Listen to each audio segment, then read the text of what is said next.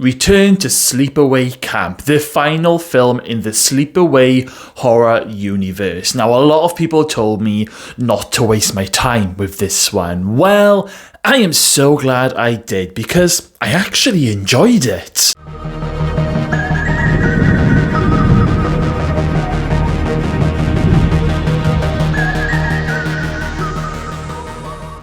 Hey guys, welcome back to the channel. Don't forget to hit that subscribe button. Okay then, Sleepaway fans, I have finally managed to watch the fourth and final installment. Return to Sleepaway Camp came out in 2008, 19 years after Sleepaway Camp 3.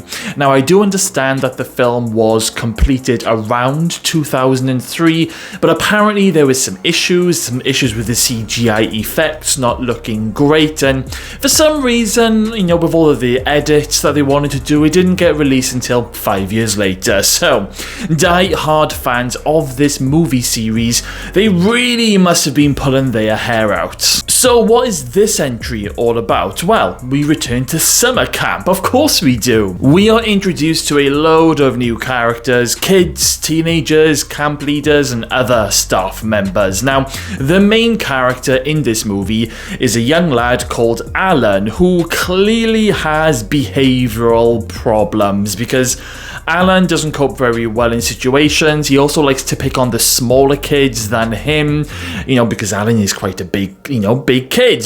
However, Alan is also bullied by a lot of the older kids and teenagers throughout the entirety of this movie, even by the staff members. In fact, the staff members in this movie are just awful people. There's even a moment where one of the camp leaders, I think his name was Randy, he ends up pinning Alan to the ground in front of everyone, trying to force him to eat his chicken. And in another part, he's involved with other people, giving Alan a wedgie and throwing him into the water with some of the other camp leaders. It's quite uncomfortable to watch. Literally, Alan goes through a lot in this movie, and it gets to a point where Alan literally has nobody to turn to. And of course, whenever Alan has a fight with or a big bust up with one of these characters, those characters then end up being murdered by a mystery person. We never see who it is. So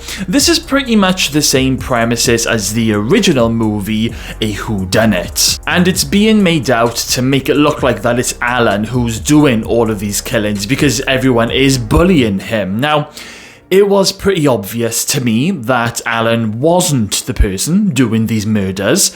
Otherwise, why not just show him doing it and taking revenge? Now, I knew the makers of this movie, they were definitely trying to pull off another shocking ending reveal, just like the original.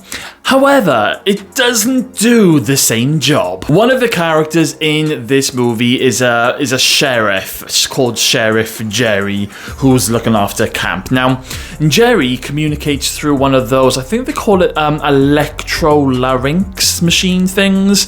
Basically, Sheriff Jerry explains at the start of the movie that he basically had throat cancer through smoking. But do you know what, guys? None of that actually matters because I could tell straight away that this wasn't Sheriff Jerry. This is a person in disguise wearing a very awful fake beard, and honestly, I just knew that this was going to be revealed as the killer.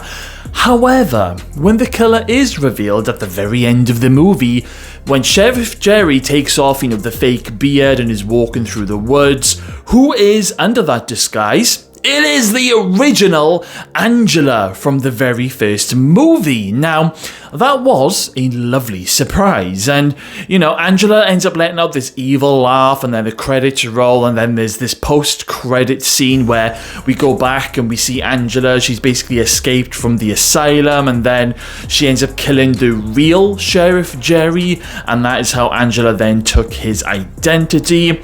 All of that was pretty cool to see. However, oh god, this shock factor of this ending doesn't even come close to the original. I mean, I liked what they tried to do, but that disguise, oh my god, It was awful! Talking of returning characters, we had the return of Angela's cousin Ricky, who we haven't actually seen since the original movie. And also one of the original camp workers, Ronnie, who was also in the original movie. Now, I did enjoy the movie, however, I can see why maybe a lot of the die-hard fans were disappointed. They've waited a long time for this sequel, and I think they deserved better. Maybe if it wasn't such a wait between the last movie and then this one, maybe it would have got a better reception, who knows. I do think that this movie could have been something special with the returning characters, but it was just missing quite a few things. Saying that, I did prefer this one to Sleepaway Camp 3 Teenage Wasteland. Might be an unpopular opinion, but I still think the third film is the weakest out of the four. There were some really cool kill scenes in the movie. I love the scene where that girl, when she's under the bunk bed of spikes above her, and then the killer just jumps onto the top bunk and then completely crushes the girl into the spikes. Another cool scene was when one of the chef guys has his head deep fried in the fryer. And that barbed wire scene, oh, that was a little bit, ooh. Well, I tell you what, guys, the moment where Randy has his dick ripped off him was quite an intense moment. I do feel there are some really good positives with this film as well as all of the negatives, but I did find the, most of the movie entertaining, like a Sleepaway Camp movie should be. However, I do have a gripe in the whole bullying thing with Alan, because it just went on and on and on. Alan was ganged up during a paintballing session, he was thrown into the sea, he was attacked behind the stage, he was tricked into smoking cow shit. It's never ending in this movie, and it was all a bit too much of an overkill for me. It was getting to the point where I really wasn't enjoying the movie because of the constant bullying scenes. Not because the movie was, say, terrible, it was too much bullying, and some of the scenes, in my opinion, were not necessary. Now, I'm guessing that the makers of the movie, they were trying to let the audience know that anyone who is bullying Alan is getting murdered. Do you see what's happening? Alan must be the killer.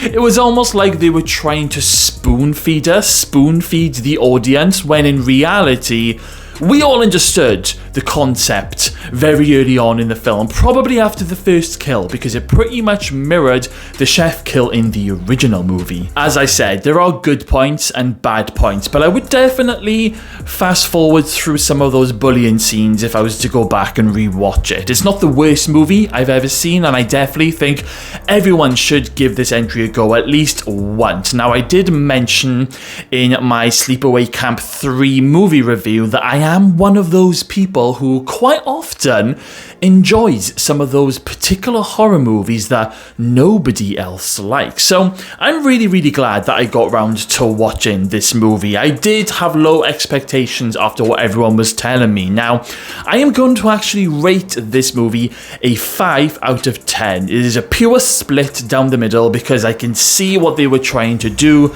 and I've got to give them credit for that. But how about you guys? Do we have anyone here today, right now, who likes this movie? If there is, then please let me know in the comments box below. And also, guys, if anyone out there knows of any news of any more sequels, let me know. Okay then, guys, well, thank you all for stopping by today. Make sure you smash that subscribe button, stay safe out there, and I will see you all again very soon.